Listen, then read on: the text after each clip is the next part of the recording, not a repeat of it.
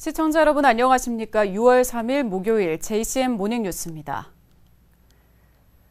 중대재해사고로 현대중공업에 내려졌던 작업중지 명령이 모두 해제되면서 멈춰있던 선박 건조가 다시 시작됐습니다. 조선업계의 대규모 수주가 이어지고 있는 상황에 현대중공업 입장에선 한시름 놓은 결정이지만 또다시 산업재해가 발생하지 않도록 특단의 조치가 요구되고 있습니다. 김동영 기자입니다. 현대중공업에 내려졌던 작업중지 명령이 모두 해제됐습니다. 지난달 31일 5개 도크 중 3개 도크의 작업중지 명령이 해제된 데 이어 나머지 2개 도크도 작업중지 조치가 풀린 겁니다. 고용노동부 울산지청은 일부 미흡한 사항을 보완해야 하는 조건부 해제 조치지만 곧바로 공장 운영은 가능하다고 밝혔습니다. 현대중공업은 해제 조치 다음 날인 어제부터 모든 도크에서 작업을 시작했습니다. 작업중지 장기화로 협력업체 위기를 우려했던 지역 상공계는 반색하고 있습니다. 오랜 숙고 끝에 작업중지 해제가 결정된 만큼 현대중공업 노사는 이번 사태를 계기로 재발 방지 노력과 함께 조선업이 재도약할 수 있도록 힘을 모아주시기를 희망합니다. 최근 조선업계는 긴 불황을 끝으로 반등을 도모하고 있습니다. 현대중공업의 경우 조선업 불황이 이어졌던 2019년 43척, 2020년 27척을 수주하는 데 그쳤지만 올해는 5개월간의 실적이 40척에 달하며 연간 수주량을 넘어섰습니다. 업계에선 세계 경제 회복과 물동량 증가가 맞물리며 조선업계에 다시 한번 호황이 찾아올 것으로 기대하고 있습니다. 다만 최근 철강 원자재 가격이 급등하고 있는 것은 넘어야 할 과제입니다. 업계는 하반기 카타르발 대규모 수주가 예고되고 있는 만큼 수익성 위주의 선별 수주를 통해 질적 성장을 이뤄나간다는 방침입니다. JCN 뉴스 김동영입니다. 울산시의회가 신고리 4호기 화재 사고와 관련해 세울원전본부를 비판하는 성명을 냈습니다. 시의회는 사고 발생 사흘이 지났지만 세울원전본부는 사고 원인을 파악 중이라며 원전에 이상이 없다는 말만 반복하고 있다고 지적했습니다. 울산시의회는 세울원전본부가 제대로 된 해명과 대처를 하지 않을 경우 원전 특위를 가동해 이번 사고의 원인과 사후 대처 등 진상규명 작업을 벌이겠다고 밝혔습니다. 이재명 경기도지사의 전국 조직인 민주평화광장에 울산에서도 어제 출범식을 갖고 본격 가동에 들어갔습니다. 구광렬 울산대 명예교수와 한기양 목사, 오종쇄 전 울산고 총동문회장이 공동대표를 맡았고 김희경 민주당 울산시당 상임고문이 상임대표를, 손종학, 장윤호, 김선미 시의원 등이 운영위원으로 활동하게 됩니다. 울산에서는 3,090명이 발기인의 이름을 올렸습니다. 민주평화광장 울산본부는 정권 재창출을 위한 밑거름이 되겠다고 밝혔습니다. 온산 국가산단 내 공장 부지를 산업 폐기물 매립장으로 바꾸기 위해 허가 신청을 해 울산시의 처리 결과에 관심이 쏠리고 있습니다.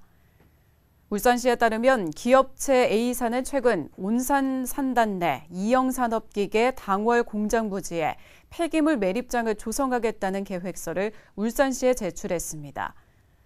해당 부지는 2019년에 또 다른 업체가 매립장 조성을 추진하려 했지만 울산시가 반려 처리한 바 있습니다. 울산시는 다가올 조선업 호황기에 대비해 조선기자재 공장 부지의 보호가 필요하다며 매립장으로 전환하는 것은 바람직하지 않다는 입장을 보이고 있습니다. 경찰이 어린이들에게 물고문 학대 등을 한 남구 국공립어린이집 교사와 원장 등 11명을 기소 의견으로 검찰에 송치했습니다. 경찰은 재수사를 통해 해당 어린이집에서 600여 건의 상습적인 아동학대를 확인한 것으로 전해졌습니다. 울산지법은 앞서 3살 원아에게 물을 억지로 마시게 했던 교사 1명에게 구속영장을 발부한 바 있습니다. 한편 해당 어린이집 학부모들은 어제 미흡한 행정조치를 비판하며 남구청을 항의 방문하기도 했습니다. 지난달 울산 지역 소비자 물가가 2.6% 오르며 9년 3개월 만에 가장 높은 상승률을 기록했습니다. 동남지방통계청 소비자 물가 동향에 따르면 5월 울산 소비자 물가 지수는 106으로 지난해 같은 기간 대비 2.6% 올랐습니다. 이는 2012년 2월 이후 9년 3개월 만에 가장 높은 상승률이며 생활물가지수와 신선식품지수도 각각 3.4%와 17% 상승했습니다. 특히 대파는 생육 부진 탓에 127.8%까지 올랐고 마늘 49.6%, 갈치 33%, 참외 16.1%가 각각 상승했습니다. 울주군이 오랜 기간 산지를 대규모로 무단 훼손해온 울산의 한 영농인과 일가족, 그리고 이들이 운영하고 있는 영농조합 법인을 고발했습니다. 불법으로 훼손한 산지만 축구장 20개 규모입니다. 이 영농인은 멸종 위기종인 반달가슴곰도 불법 사육 중인데 환경청도 고발할 방침입니다. 구현희 기자의 보도입니다. 포크레인 2대가 쉴 새 없이 땅을 파냅니다. 울주군 두서면의 한 농장에서 이뤄지고 있는 개발 행위. 허가를 받지 않은 엄연한 불법입니다. 작업 현장 진출입로. 대형 중장비 한 대가 들어가자 밖에서 출입문을 걸어 잠급니다. 왜 잠궈놓고 작업하세요? 나무나요. 두 달 했어. 지금 여기 농장에. 저 밑에 파보면 한 20m 밑에까지 돼지똥, 슬러지기 다 매몰돼가 있어. 그걸 버리고 또 갖다 붓고 또 그리고 또 갖다 붓고 장비 2대를 가지고 일주일 전에 다 묻었어. 하지만 관할 지자체인 울주군은 이런 사실을 모릅니다. 지금 하고 있는 불법 행위는 우리가 인지를 못했거든요. 저희가 현장에 나가서 한번 상황을 보고 거기에 적절하게 조치를 할 계획으로 있습니다. 불법 행위는 이뿐만이 아닙니다. 해당 농장은 이 일대 산지 38,000제곱미터를 무단으로 훼손했다 적발됐습니다. 다 밀분기지. 산 지금 현재 보이는 숲 저대로 밀린 데가 있던 것이 그냥 포크레인 묻어보고 주민들이 이야기를 했지요. 해도 공권력이 안 통하는 것을. 이 농장 소유주는 앞서 범사업 산지 9만여 제곱미터를 무단 훼손한 영농인의 일가족입니다. 이 영농인 일가족이 이곳을 포함해 무단으로 훼손한 산지만 14만 제곱미터, 축구장 면적의 20배에 달하는 규모입니다.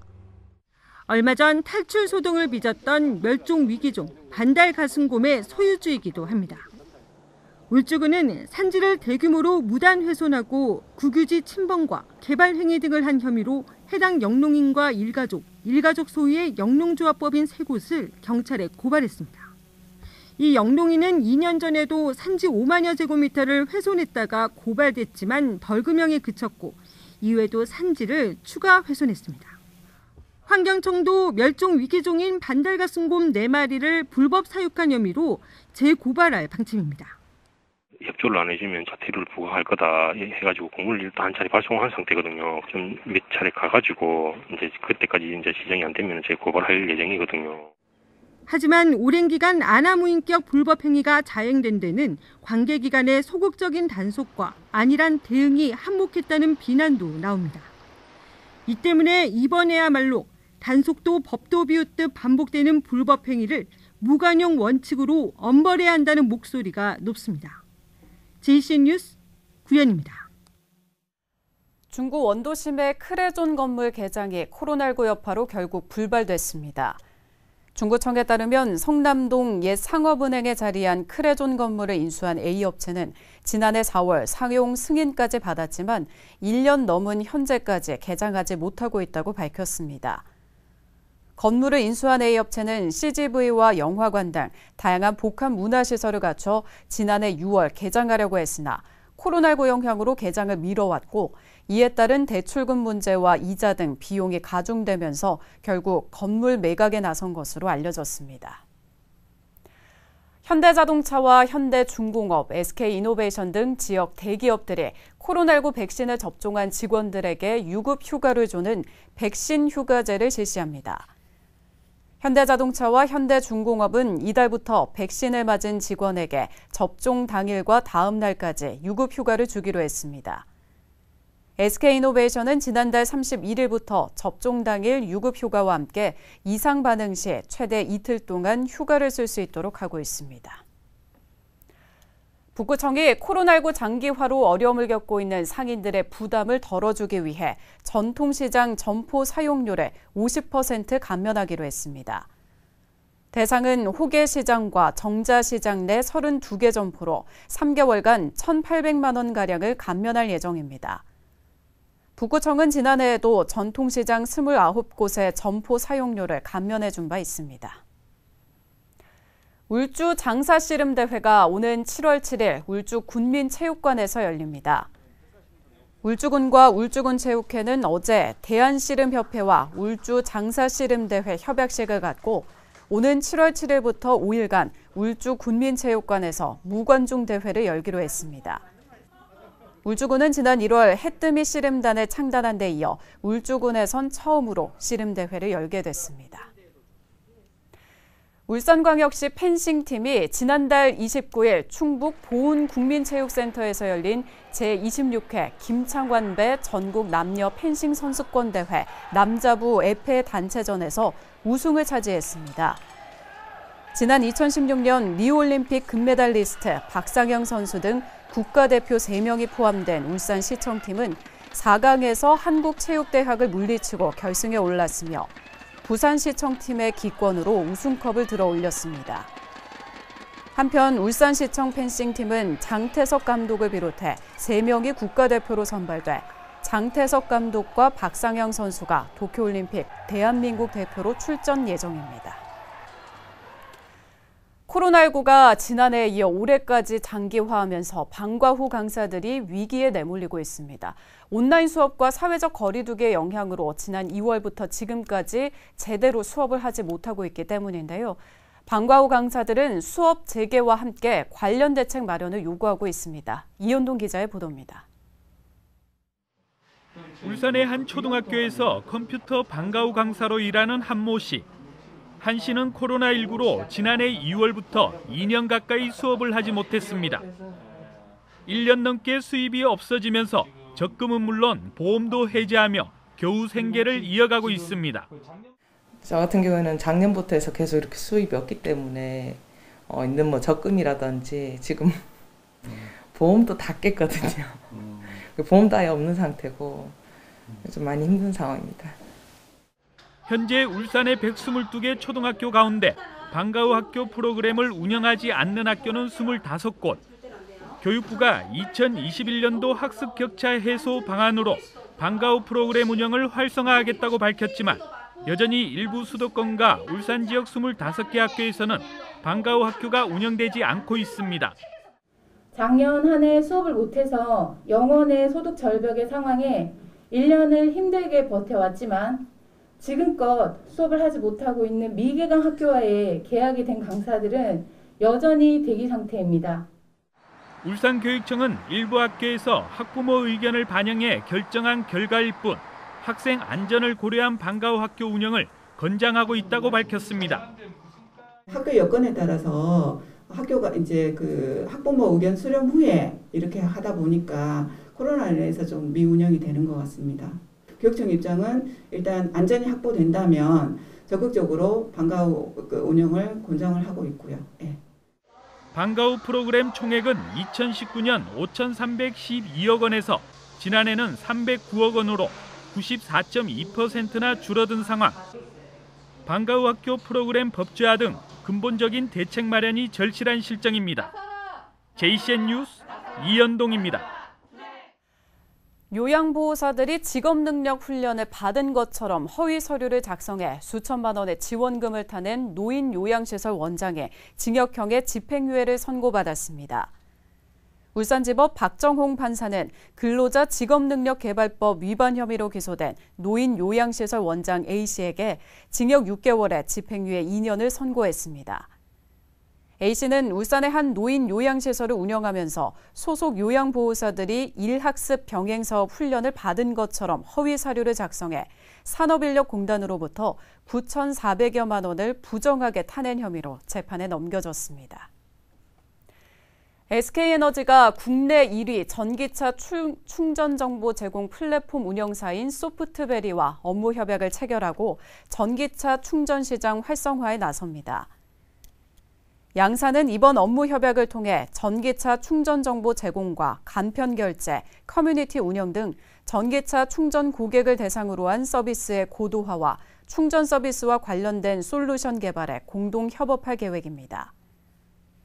SK에너지는 이번 업무 협약 외에도 전기차 충전 시장의 성장 속도에 맞춰 플랫폼 구축 등 다양한 사업 진출을 모색할 계획이라고 밝혔습니다. 소프트베리는 국내 전기차 사용자의 90% 이상이 이용하는 국내 1위 전기차 충전 정보 제공 플랫폼 EV 인프라를 운영하고 있습니다.